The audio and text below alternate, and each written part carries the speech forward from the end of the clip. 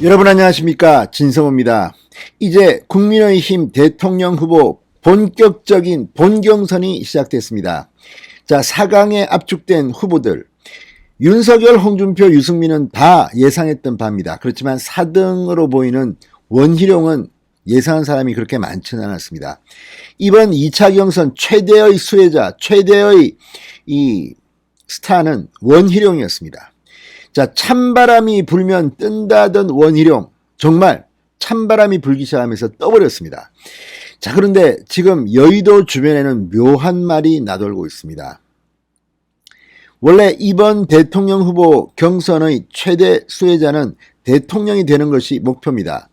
그리고 전부 다 대통령을 하겠다고 지금 4명이 경쟁하고 있습니다. 그렇지만 최종 대통령 후보가 되지 못한 사람들 중에서 차기 당대표가 나올 거라는 그런 관측들이 나왔습니다. 그러니까 이준석 대표의 임기가 끝나는 그 다음 당대표에 이번 대권 후보 중에서 탈락한 사람 중 한 명이 될 것 같다는 겁니다. 일찌감치 탈락한 사람 중에서 나올 수도 있지만 지금 많은 사람들이 원희룡을 주목하고 있습니다. 자, 지금 캠프들을 보면 이 윤석열 캠프는 사람들이 너무 많이 몰려서 사고가 터진다는 말이 나옵니다. 그렇지만 홍준표 의원은 소수 정예입니다. 홍준표 캠프는 생각보다 사람이 별로 없습니다. 물론 있긴 하지만 윤석열에 비하면 정말 적습니다. 지금의 홍준표 지지율을 본다면 이것보다는 훨씬 더 커야 하는데 그렇지 못합니다. 이유가 뭘까요? 자, 홍준표 후보에 대해서 이 독하게 하는 이런 거를 칭찬하는 사람들조차도 당대표로서 2번이나 했는데 실패했다는 말을 다 합니다. 2번 다 실패하고 비상대책위원회가 꾸려졌습니다. 그래서 당대표로 홍준표는 적절하지 않다. 물론 대통령도 뭐 적절하지 않다는 사람들이 많습니다. 그러다 차별하고 당대표와 대통령 후보는 좀 다른 결입니다.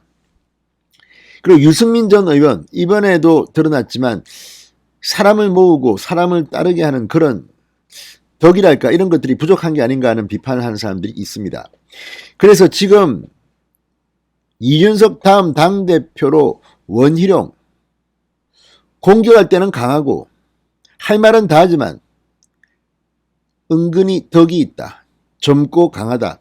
아무튼 원희룡 전 제주지사가 지금 이준석의 임기가 끝난 그 다음 당대표로 거론되기 시작했습니다. 물론 이거는 시간이 꽤 남았기 때문에 단정하기는 힘듭니다. 그렇지만 원희룡 대표 체제, 원희룡이 당권을 잡는다는 이야기가 나오고 있습니다. 그만큼 원희룡은 지금 존재감을 부각시키고 있습니다. 또 원희룡 본인은 이런 데 신경 안 쓰고 있습니다. 원희룡의 목표는 대통령 후보입니다. 물론 현실적으로 쉬울 것 같지는 않습니다. 자, 어쨌든 찬바람이 불면 뜬다던 원희룡이 정말 떴습니다. 그리고 최종 후보에 뽑혔습니다. 앞으로 원희룡의 행보는 어떻게 진행될까요? 진성호의 직설 시작합니다. 방송에 앞서 아직 진성호 방송에 구독자가 아니신 분들은 붉은색 구독 버튼 눌러주십시오. 더 좋은 방송으로 보답하겠습니다.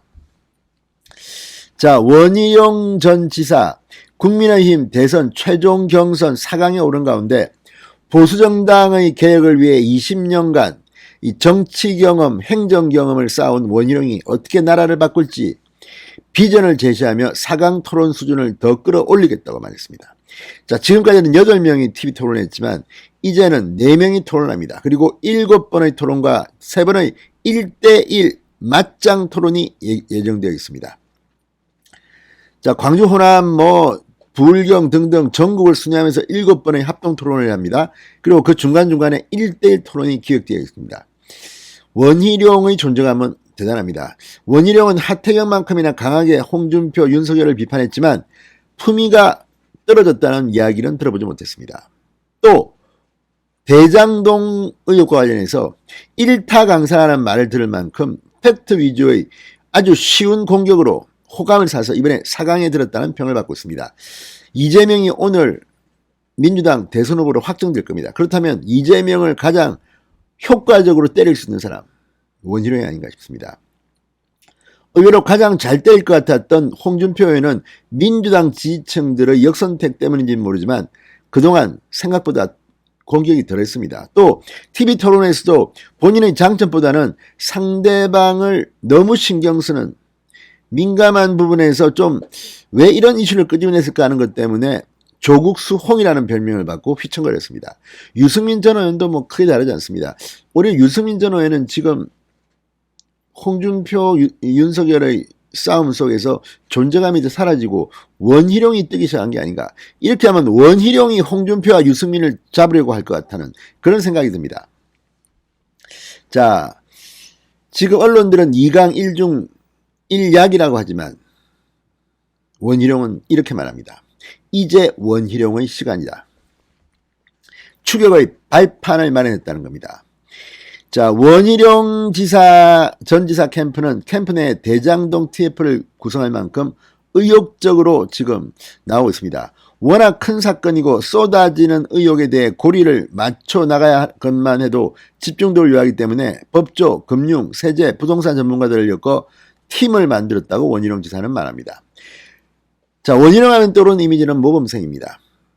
서울법대 뭐 수석 합격 뭐 이런 겁니다. 그런데 이제는 모범생이 아니라 공격수가 되겠다고 자신했습니다. 자, 그리고 원희룡 후보는 이 홍준표, 윤석열, 유승민에 대한 평가도 했습니다. CBS 라디오에 나와서 이렇게 말했습니다. 토론하면서 각 후보에 대해 느낀 점을 말해달라고 하자 윤석열은 삶의 체험 현장과 좀 동떨어져 겉도는 느낌이 많이 든다. 홍준표는 버럭 깡통이라고 표현했습니다. 홍준표는 축구로 치면 공점률이 가장 높으신 분, 토론을 주도하는 맛이 있는데 하나씩 내용을 들어가 보면 다 깡통이다. 아우, 홍준표를 세게 깠습니다. 유승민에 대해서는 자꾸 가르치려고 한다. 유승민 후보는 뛰어난 경제 전문가지만 좀 이론적이고 좀 학구적인 전문가라는 느낌이 많이 든다. 어떤 경제 이론을 가지고 너무 차갑게 접근한다는 느낌이 많이 든다고 경쟁 상대를 이렇게 비판했습니다. 자, 어쨌든 이 앞으로 1대1 토론까지 있습니다. 윤석열, 홍준표, 유승민, 원희룡의 존재감이 아마 이들이 누가 최종 후보가 되는지를 결정할 수도 있습니다. 지금 분위기는 원희룡이 유승민을 제치고 3등을 할 수도 있습니다. 모르겠습니다. 아무튼 원희룡이 되는 바람에 가장 피해를 본 사람은 유승민이라는 말이 있습니다. 탈당파기 때문입니다. 자, 홍준표는 어떨까요? 아마 TV 토론, 아니 합동 토론, 1대1 토론을 통해서 원희룡의 존재감이 점점 더 부각될 것 같다는 느낌이 듭니다. 진성호의 직설이었습니다. 여러분 감사합니다.